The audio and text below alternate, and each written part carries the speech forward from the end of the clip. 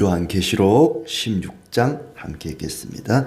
또 내가 들으니 성전에서 큰 음성이 나서 일곱 천사에게 말하되 너희는 가서 하나님의 진노의 일곱 대접을 땅에 쏟으라 하더라.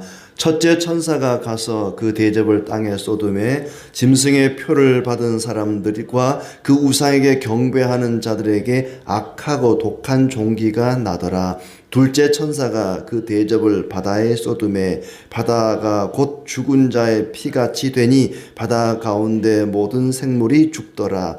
셋째 천사가 그 대접을 강과 물 근원에 쏟음에 피가 되더라. 내가 들으니 물을 차지한 천사가 이르되 전에도 계셨고 지금도 계신 거룩하신 이여 이렇게 심판하시니 의로우시도다. 그들이 성도들과 선지자들의 피를 흘렸으므로 그들에게 피를 마시게 하신 것이 합당하니이다 하더라. 또 내가 들으니 제단이 말하기를 그러하다. 주 하나님 곧 전능하신 이시여 심판하시는 것이 참되시고 의로우시도다 하더라. 넷째 천사가 그 대접을 해에 쏟음에 해가 권세를 받아 불로 사람들을 태우니 사람들이 크게 태움에 태워진지라. 이 재앙들을 행하는 권세를 가지신 하나님의 이름을 비방하며 또 회개하지 아니하고 주께 영광을 돌리지 아니하더라.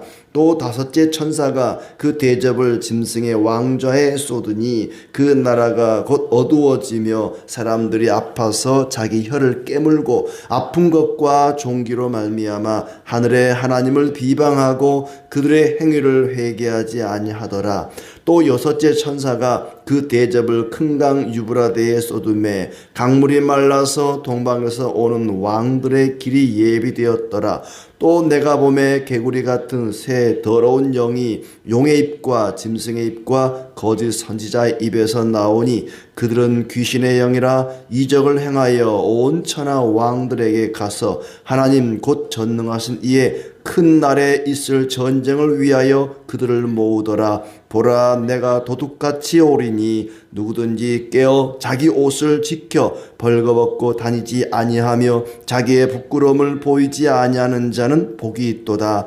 새 영이 히브리어로 아마겟돈이라 하는 곳으로 왕들을 모으더라. 일곱째 천사가 그 대접을 공중에 쏟음에 큰 음성이 성전에서 보좌로부터 나서 이르되 되었다 하시니 번개와 음성들과 우레소리가 있고 또 큰 지진이 있어 얼마나 큰지 사람이 땅에 있어 온 이래로 이같이 큰 지진이 없었더라. 큰 성이 세 갈래로 갈라지고 만국의 성들도 무너지니 큰 성 바벨론이 하나님 앞에 기억하신 바 되어 그의 맹렬한 진노의 포도주 잔을 받음에 각 섬도 없어지고 산악도 간데 없더라. 또 무게가 한 달란트나 되는 큰 우박이 하늘로부터 사람들에게 내림에 사람들이 그 우박의 재앙 때문에 하나님을 비방하니 그 재앙이 심히 크미러라. 아멘.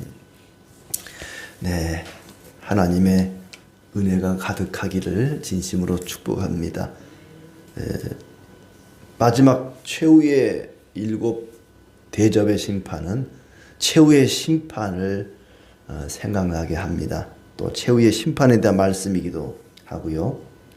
앞에 나왔던 일곱인 또 일곱 나팔 재앙은 그 재앙의 영향력이 모든 사람 모든 땅이 아니라 뭐 3분의 1, 땅 3분의 1, 뭐 물 3분의 1, 또 사람 3분의 1 이런 식으로 어느 정도 여지를 남겨뒀습니다. 그것은 사람들로부터 회개하고 돌이키라는 말씀이죠.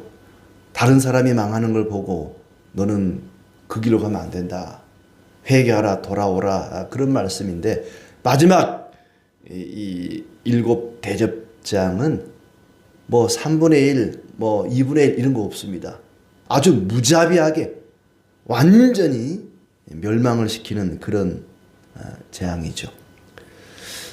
이 일곱 대접 심판, 일곱 대접 재앙은 모든 생물을 멸절시키는 그런 재앙입니다. 물론 하나님의 인을 맞은 14만 4천은 예외가 되죠. 그리스도 안에 살아가는 사람들은 예외입니다만은 그렇지 않고 사탄과 짐승, 그리고 짐승의 우상을 섬기는 자들은 모조리 멸망하는 그런 최후의 심판 성격을 가지고 있습니다. 아주 최악의 상태가 되어버리죠. 로마가 하루아침에 이루어지지 않은 것처럼 하루아침 망하지 않습니다. 단계적으로 7인, 7 나팔, 7 대접, 점점 그 멸망의 재앙의 강도가 세져가는 것을 보게 됩니다. 먼저 7 천사에게 하나님의 진노가 담긴 7 대접을 땅에 쏟으라는 음성이 들렸다.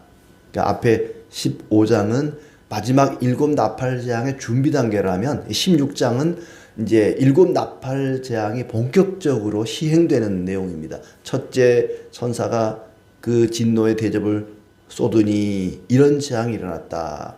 또 둘째 천사가 대접을 쏟으니 이런 재앙이 일어났다. 어디에다가 대접을 쏟았으며 어떤 재앙이 일어났는가? 그 대상, 재앙의 대상과 재앙의 내용이 나오죠. 그리고 이제 간혹 가다가 이럼에도 불구하고 이런 재앙을 받았음에도 불구하고 그들은 회개하지 않았다. 그들은 하나님을 모욕하고 대적했다. 이런 내용들이 덧붙여지고 있습니다.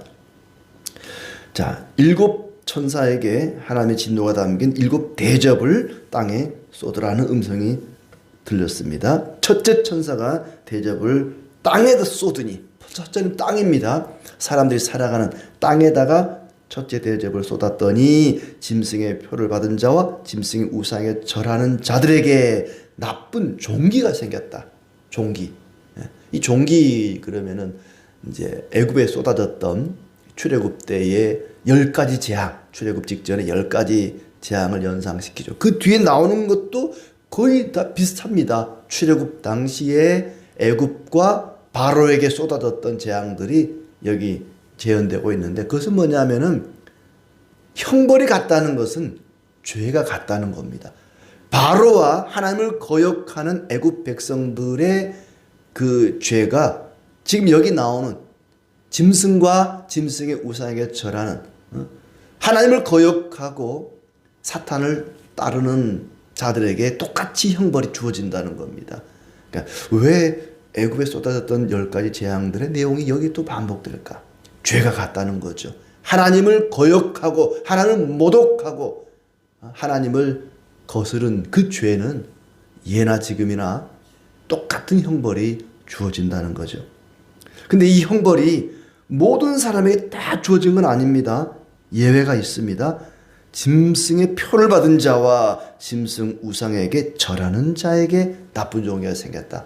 모든 사람이 다 생긴 것이 아니고 우상을 섬기고 또 사탄을 추종하는 자들, 나 사탄 섬길래요, 사탄이시여 영광을 받으소서, 그렇게 하지 않아도 하나님을 거역하는 자는, 하나님을 예배하기를 거절하는 자는 모두 다 여기에 해당이 됩니다. 자, 또 둘째 천사가 3절에 나오죠. 둘째 천사가 그 대접을 바다에 쏟음에, 이번 바다입니다. 첫째 천사는 땅이었죠. 바다 곧 죽은 자의 피같이 되니, 바다가 죽은 자의 피같이 되니 바다 가운데 모든 생물이 죽더라. 바다가 피같이 변해버렸다. 끔찍하죠. 아주 무섭고 끔찍한 그런 형벌입니다마는 그리스도 안에 믿음을 지킨 사람들, 끝까지 인내하며 짐승에게 절하지 않은 그런 로마 황제를 섬기지 않은 믿음을 지킨 사람들과는 무관한 그런 재앙입니다. 바닷물이 죽은 사람의 피처럼 되어버렸다. 셋째 천사가 대접을 강과 샘에 쏟으니, 이번엔 이제 바닷물이 아니라 민물입니다. 강과 샘에 쏟으니 물이 피가 되었다. 바다도 역시 죽은 자의 피처럼 되었는데 강이나 샘도 물이 피가 되었다. 물을 마실 수 없는 거죠. 피를 마실 수 없잖아요. 물이 뭐 정수기에 물 틀었는데, 수돗물 틀었는데 피가 줄줄줄 쏟아 나오는데 이건 뭐 쓸 수가 없는 거죠. 물이 없으면 사람이 살 수가 없는데 물이 모조리 피가 되어버렸다. 이 대목에서 좀 의구심이 들긴 해요.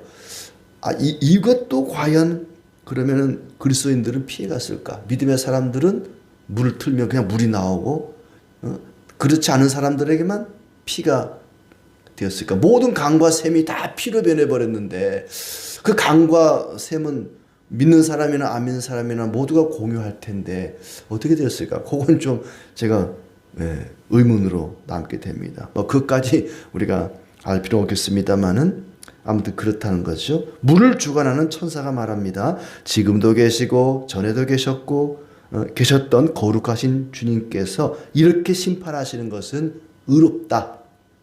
하나님의 이 심판은 의롭다. 왜냐하면은 사람들이 그럴 거 아니에요. 사랑의 하나님이 왜 이렇게 잔인합니까? 왜 이렇게 끔찍합니까? 막 바닷물도 강물도 모조리 피로 변해버리고 사람들에게 막 악한 종기가 생기게 하고 아니 사랑의 하나님이라며요. 지금도 그런 사람들 많더라고요. 사랑의 하나님인데 어떻게 저렇게 끔찍한 재앙을 내릴 수 있단 말이냐. 하나님은 나쁘다. 하나님은 악하다. 그렇지 않다는 거예요. 이렇게 하시는 하나님의 심판은 그런 주님은 의로우십니다. 그들은 성도들과 예언자들의 피를 흘리게 했으니 그들에게 피를 마시게 하는 것이 마땅합니다. 우리가 흔히 이제 이스라엘 백성들이 가나안 땅을 점령할 때 어린 아이든지 뭐 노인이든지 짐승이든지 모조리 진멸하라 이런 얘기를 듣고는 하나님이 어떻게 그럴 수 있냐, 어떻게 하나님이 잔인할 수 있냐 이런 말을 하는데 그 땅 자체가 그만큼 완악했다는 거죠. 그만큼 하나님을 거역하는 죄가 크다는 겁니다. 그들이 지금 죄는 생각하지 않고 하나님의 형벌만 너무 가혹하다고 말할 수 없다는 거예요. 그 하나님의 의로우심입니다. 죄인을 벌하는 것은 하나님의 의로우심이지 그것이 결코 잔인하다고 말할 수는 없다는 거지요. 자, 이렇게 말하자 또 다른 천사가 맞장구를 칩니다. 7절에 제단이 말하기를 그러하다. 주 하나님과 전능하신 이시여 심판하시는 것이 참되시고 의로우시도다. 하나님의 심판은 옳다, 참되다, 의롭다, 결코 가혹하거나 잔인한 것이 아니다. 성도들의 하나님의 인을 맞은 자들을 괴롭히고 핍박했던 자들이 이런 심판받는 것은 너무나 당연한 일이다 하고 얘기하는 거죠. 자, 넷째 천사가 나옵니다. 8절에 넷째 천사가 대접을 해에다가 쏟자 해는 불로 사람을 태우게 되죠. 해, 하늘의 태양을 향해서 진노의 대접을 쏟자 해가 사람들을 불로 태워버립니다. 사람들은 뜨거운 열기에, 뜨거운 태양열에 타면서도 하나님을 모독하고 회개하지 않고 하나님께 영광을 돌리지 않았다. 아주 따뜻하고 따사로운 햇살이 사람을 태워버리는, 사람을 죽이는 그런 형벌이 주어집니다. 점점 그럼에도 불구하고 사람들은 강팍해지고 결코 회개하지 않고, 애굽의 바로와 너무 닮았죠. 바로는 뭐 첫 번째 재앙, 두 번째 재앙, 10번째 장자의 재앙에 이르기까지 회개하는 척 하다가 회개하지 않습니다. 아주 그 마음이 강팍한 완악한 자였습니다. 그러나 구속받은 자들은 이 뜨거운 태양에 타지 않습니다. 왜냐하면 7장 요한계시록 7장 16절에 보니까 그들이 다시는 줄이지도 아니하며 목마르지도 아니하고 해나 아무 뜨거운 기운에 상하지도 아니하리니 그랬습니다. 해나 뜨거운 기운에 상하지 아니한다. 어린 양의 피에 그 옷을 씻어 희게 된 자들은 어떤 뜨거운 열기에도 태양에도 상하지 아니한다. 하나님이 지켜주신다 그렇습니다. 이 대목을 보면 아까 앞에 물이 피로 변하는 재앙도 하나님의 백성들은 하나님이 다 뭔가를 예비하지 않았을까 이렇게 유추를 해봅니다. 자, 다섯째 천사의 대접장이 나오죠. 10절입니다. 짐승의 왕좌에다가 대접을 쏟자 짐승의 나라가 어두워지고 사람들은 괴로움을 못 이겨 자기 혀를 깨물었지만 하나님을 모독하고 역시 회개하지 않았다. 짐승의 왕좌, 짐승의 그 보좌죠. 왕의 자리. 이건 로마 제국입니다. 그때 당시에 짐승의 왕좌는 로마 제국입니다. 로마 제국의 짐승이 더 버티고 앉아가지고 지금 진두지휘를 하는 거죠. 그 로마 제국이 망하고 어두워지고 사람들이 얼마나 괴로운지 자기 혀를 깨물게 되고, 그럼에도 불구하고 회개하지 않고 하나님을 모독했다. 여섯째 천사가 유브라데 강에 대접을 쏟자 강물이 말라서 왕들의 길이 마련되었다. 왕들의 길이 마련되었다는 것은 그 뒤에 나오지만은 이 하나님을 대적하는 제국의 왕들이 모여서 아마겟돈에 모여서 하나님께 대적하기 위한 그런 길이 마련되었다는 거죠. 왕들의 길이 마련되었다.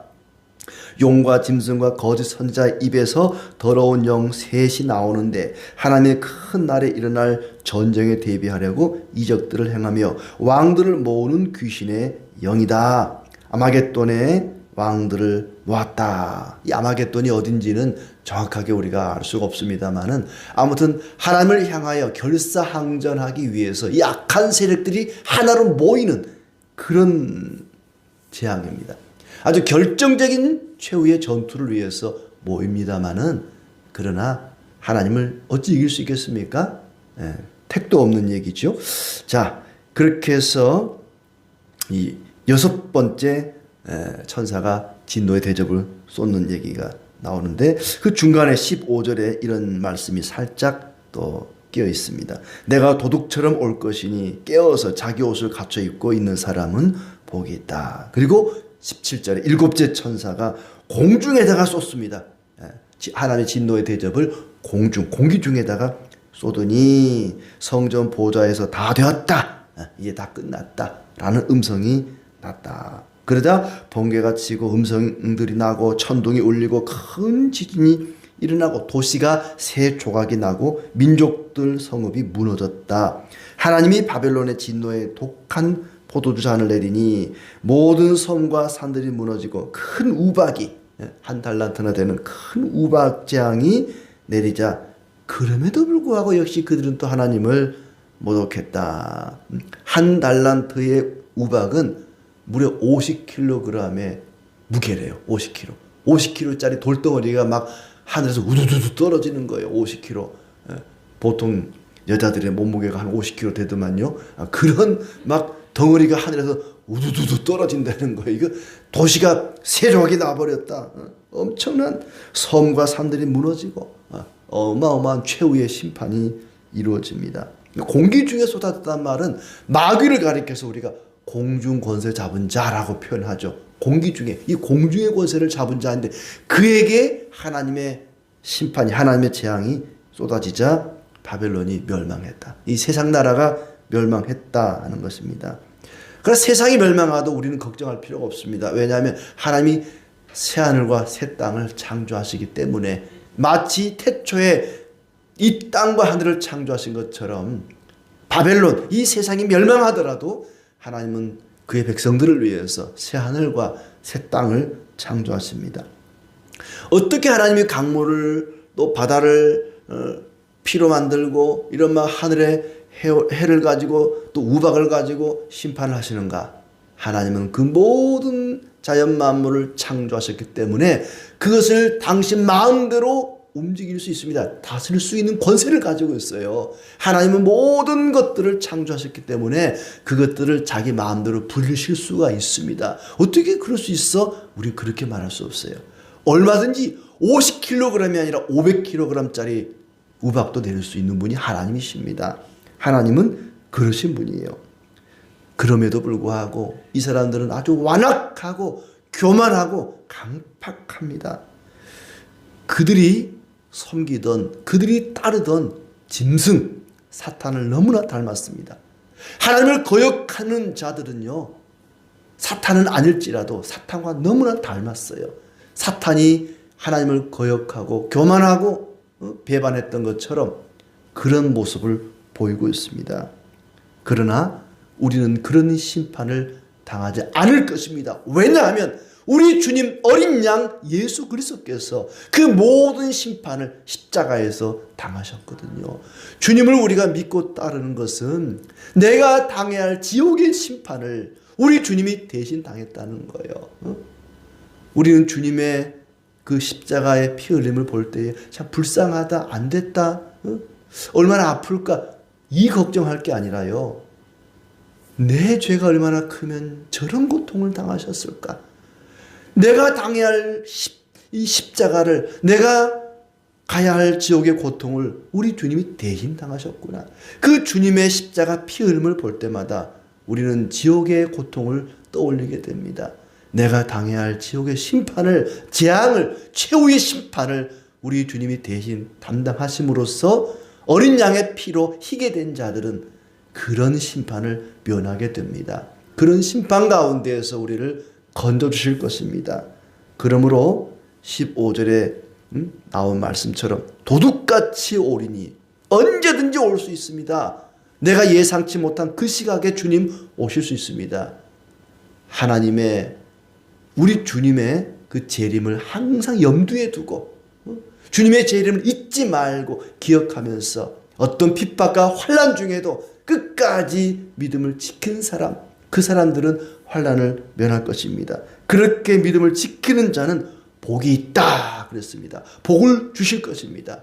주님의 이와 같은 은혜와 축복이 가득하기를 진심으로 기원합니다.